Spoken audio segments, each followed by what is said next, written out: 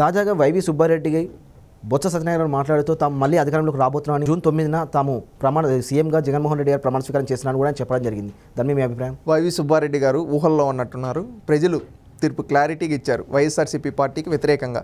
రేపు జగన్ ఓడిపోబోతున్నాడు, అందుకే వీళ్ళు మైండ్ గేమ్ ఆడుతున్నారు. ఈరోజు ఏంటంటే రేపు వాళ్ళ కౌంటింగ్ ఏజెంట్లు కూడా దొరకరనే భయంతో ఈరోజు ఏం చేస్తున్నారు, వీళ్ళు ఈ విధంగా మైండ్ గేమ్ ఆడుతూ ఉన్నారు. జూన్ 9 జగన్మోహన్ రెడ్డి గారు ఎక్కడ ప్రమాణ స్వీకారం చేస్తారు? డ్రీమ్ మిషన్లో ప్రమాణ స్వీకారం చేస్తాడా? వైజాగ్లో అంటున్నారు. వైజాగ్లో మీరు ఏదో ఫ్లోటింగ్ బోట్ అన్నారు కదా, అక్కడ ఒక డ్రీమ్ మిషన్ తయారు చేసి పెట్టుకుని ఆ డ్రీమ్ మిషన్లో మీరంతా కూర్చోబెట్టి జగన్మోహన్ రెడ్డిని ఆయన లోకానికి ఆయన చేయండి. రాష్ట్ర ప్రజలంతా ఆ రోజు జూన్ 9 చంద్రబాబు నాయుడు గారి ప్రమాణ స్వీకారం చూస్తూ ఉంటారు.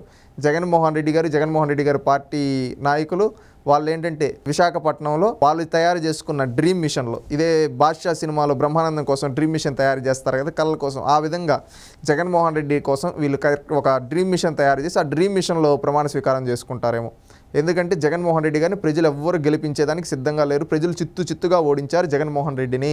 మే 11 జరిగిన ఎన్నికల సరళి చూస్తేనే వికలాంగులు, వృద్ధులు, మహిళలు దాదాపు పెద్ద ఎత్తున ఓటింగ్ పర్సెంటేజ్ పెరిగిందని, ఓటింగ్లో చాలా పెద్ద ఎత్తున పాల్గొన్నారని, ఆ సరళి చూస్తేనే ఈసారి 150కి 150 సీట్లు గెలిచే అవకాశాలు కూడా ఉన్నాయని చెప్తున్నారు వాళ్ళు. ఒకటి, పెరిగిన ఓటింగ్ సరళిలో మీరు పూర్తిగా గమనించినట్లయితే దగాపడ్డ నిరుద్యోగులు, బాధింపబడ్డ ఉద్యోగులు, అదేవిధంగా ఎవరైతే ఈ వైసీపీ అరాచకాల నుంచి బాధితులు, అదేవిధంగా పెన్షన్ 3000 అని చెప్పి ఇవ్వకుండా మోసం చేస్తే ఆ మోసాన్ని గుర్తుపెట్టుకున్న అవ్వ తాతలు, అదేవిధంగా ఫస్ట్ టైం ఓటేసే విద్యార్థులు, ఫీజు రియంబర్స్మెంట్ రాక బాధపడుతున్న విద్యార్థులు, వీళ్ళంతా ఏకతాటిపైకి వచ్చి మనకు భవిష్యత్తు ఉండాలంటే జగన్ పోవాలి అనే ఉద్దేశంతో వీళ్ళంతా వచ్చి ఓట్లేశారు.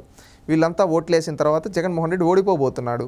ఈ విధంగా పెరిగిన వాళ్ళ కసిగా వచ్చి ఈరోజు హైదరాబాద్ నుంచి, బెంగళూరు నుంచి, చెన్నై నుంచి, విదేశాల నుంచి వచ్చి వాళ్ళు ఎందుకు వచ్చారు? నా మాతృభూమిని రక్షించుకోవాలి, నాకు రాజధాని లేకుండా చేసి నేను పక్క రాష్ట్రాలకు వలసలడానికి కారణమైన ఈ జగన్మోహన్ రెడ్డి అనే పాలకుడిని గద్దె దించడానికి మేమందరం వచ్చి ఓటేస్తున్నాం అని చెప్పి వాళ్ళు ఓటేశారు. అంటే ఈ విధంగా ఓటేశారంటే మీరు ఒక్కసారి ఆలోచించండి ఏ విధంగా ఉందో.